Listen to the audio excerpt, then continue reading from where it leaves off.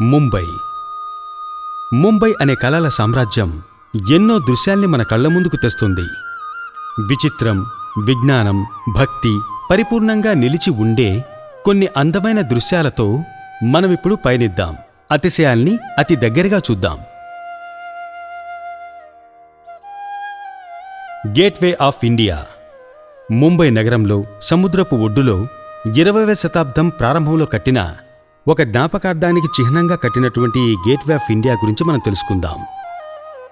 Britain యొక్క George 5వ రాజు తర్వాత రాణి మేరీ కలిసి 1991లో ఇండియాని చూసి వచ్చిన దానికి జ్ఞాపకార్థంగా గేట్వే ఆఫ్ ఇండియాని రూపొందించారు. 16వ శతాబ్దంలో గుజరాత్ వాస్తుని అవలంబిస్తూ ఎన్నో ఇన్స్పిరేషన్స్తో ఇండో ఇస్లామిక్ స్టైల్లో 1991 మార్చి టయానికి ఈ జ్ఞాపక చిహ్నానికి ఒక రూపం ఏర్పడింది. వాస్తు శిల్పి అయిన జార్జ్ విట్టెట్ దీన్ని రూపొందించారు. బెసాల్ట్, కాంక్రీట్ లాంటి విషయాలతో రూపొందించబడ్డ 26 మీటర్ల ఎత్తు కలిగిన ఈ జ్ఞాపక చిహ్నం 1924 డిసెంబర్ 4వ తేదీన తెరవబడింది. దీన్ని రూపొందించే బాధ్యత గ్రామ నీతిపతి తీసుకున్నారు. దీన్ని రూపొందించడానికి అయిన ఖర్చు 21 లక్షలు. ఆ కాలంలో ఇది చాలా పెద్ద మొత్తం అయినప్పటికీ ఈ జ్ఞాపక చిహ్నంలోకి లోపలికి వెళ్లే మార్గాన్ని ఆ కాలంలో వాళ్ళు పూర్తి చేయలేకపోయారు. గేట్వే ఆఫ్ ఇండియాలో 4 గోపురాలు ఉంటాయి. అదేవిధంగా ఈ జ్ఞాపక చిహ్నానికి వెనక అరబిక్ సముద్రాన్ని చూస్తూ ఉండేటట్లుగా మెట్లు కూడా ఉంటాయి. అద్భుతంగా ఉండే స్టోన్ లాటిస్ వర్క్ వల్ల చూడ్డానికే ఎంతో అందంగా కనిపిస్తుంది గేట్వే ఆఫ్ ఇండియా. ఈ జ్ఞాపకార్థ చిహ్నానికి 2 వైపులా 600 మంది కూర్చునే విధంగా పెద్ద హాల్స్ ని రూపొందించారు.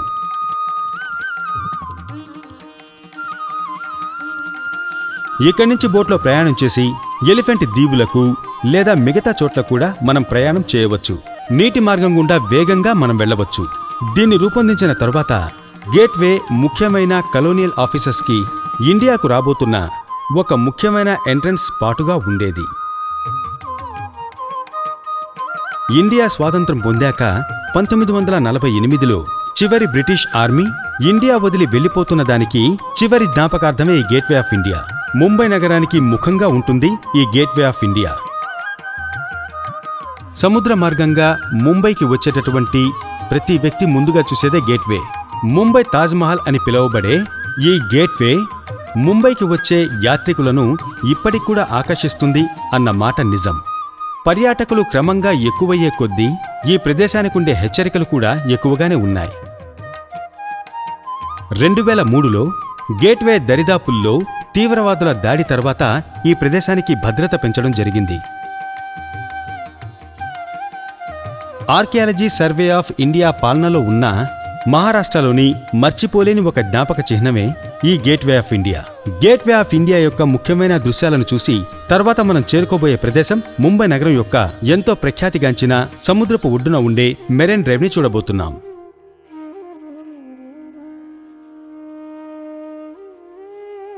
మెరైన్ డ్రైవ్ తూర్పు ముంబై భాగంలో నరిమన్ పాయింట్ నుంచి మలబార్ భాగం వరకు సి ఆకృతిలో సముద్రాన్ని అంటిపెట్టుకుని ఉండే మెరైన్ డ్రైవ్ అనే ఒక అందమైన రోడ్డు వంపు తిరిగిన ఆకృతిలో ఉంటుంది.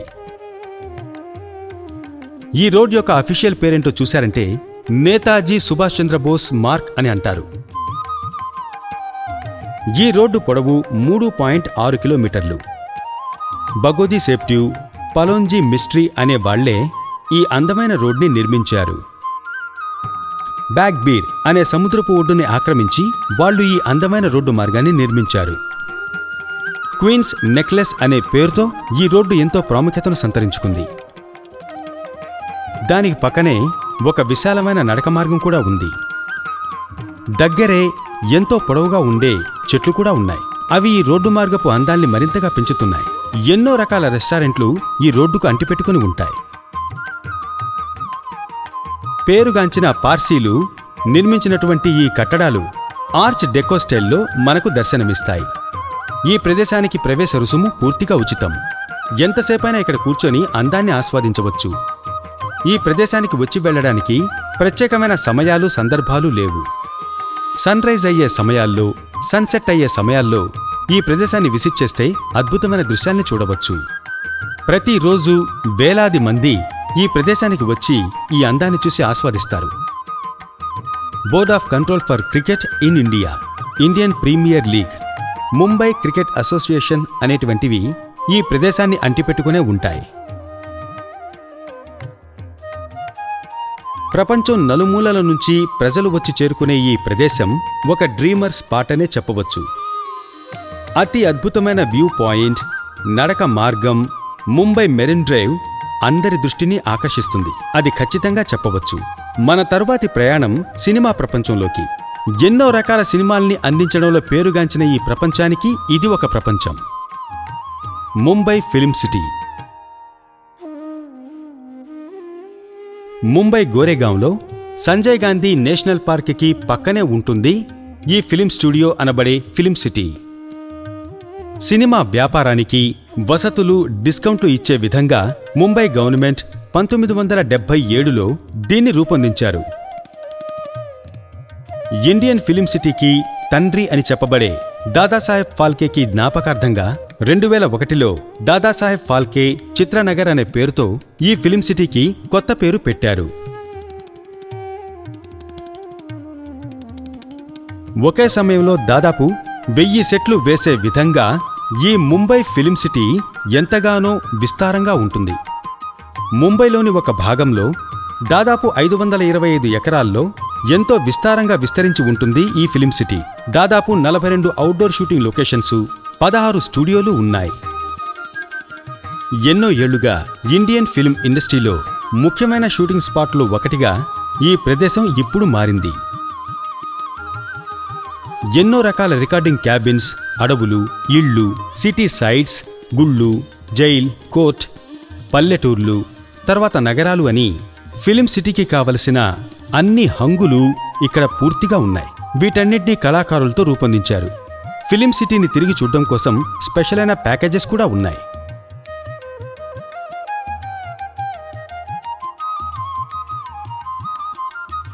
మనల్ని ఆశ్చర్యపరిచే దృశ్యాల కోసం గైడ్తో పాటు ఇప్పుడు మనం ప్రయాణించబోతున్నాం. సినిమాల్ని ప్రేమించే వాళ్లకు ఈ ప్రదేశం ఒక డ్రీమ్ ల్యాండ్ అనే చెప్పవచ్చు. సినిమాను పక్కనే ఉండి చూసి ఎంజాయ్ చేయడానికి దానికి కావలసిన పూర్తి విషయాలు ఇక్కడే సంపూర్ణంగా సమకూర్చారు. ఇది మన అందరికీ కూడా ఒక తియ్యటి అనుభవంగా ఉంటుంది. ఫిలిం సిటీ అందాల్ని చూసిన తర్వాత ఇప్పుడు మనం ప్రకృతి అందాల్ని ఆస్వాదిద్దాం. సముద్రపు అలల అందం, సముద్రపు గాలి చల్లదనం, ఇవి రెండు ఒకే చోట కలగలిపి ఉంటే దాన్నే జుహూ బీచ్ అంటారు. ఇక్కడికి ఎంతో మంది వస్తారు. ముంబైలో ఎంతో పెద్దదిగా ఉండి, పొడవుగా ఉండి, విశాలంగా ఉండేదే జుహూ బీచ్.